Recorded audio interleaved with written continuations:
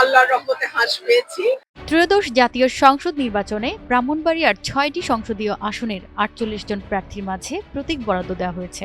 ২১ জানুয়ারি আজ বুধবার দুপুরে জেলা প্রশাসক ও রিটার্নিং কর্মকর্তার কার্যালয়ে প্রার্থীদের মাঝে প্রতীক বরাদ্দ দেওয়া হয়। এর মধ্যে ব্রাহ্মণবাড়িয়া ২ আসনের আলোচিত স্বতন্ত্র প্রার্থী ব্যারিস্টার রুমিন ফারহানাকে তার কাঙ্ক্ষিত হাঁস প্রতীক বরাদ্দ দেওয়া হয়েছে।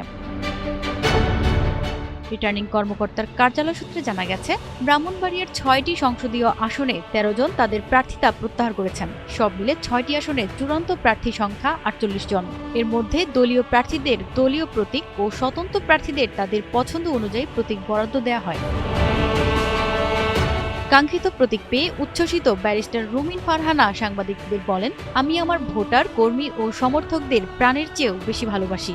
তারাই আমাকে এ পর্যন্ত নিয়ে এসেছেন। তারা যখন আমাকে দেখে, ছোট ছোট বাচ্চারা চিৎকার করতে থাকে, আমাদের হাঁস মার্কা, আমাদের হাঁস মার্কা।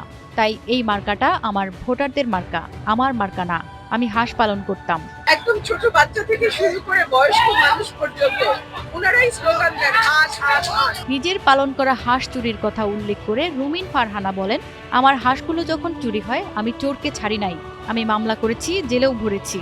আমার এই হাঁস যদি কেউ চুরি করার চিন্তাও করে, আমি যথাযথ ব্যবস্থা নেব। আমার বাড়িতে 20টা রাজহাঁস ছিল। সেই রাজহাঁসগুলির মধ্যে 8টা চুরি হয়েছে। চুরি হওয়ার পর না হাসেন না, আমি মামলাও করছি।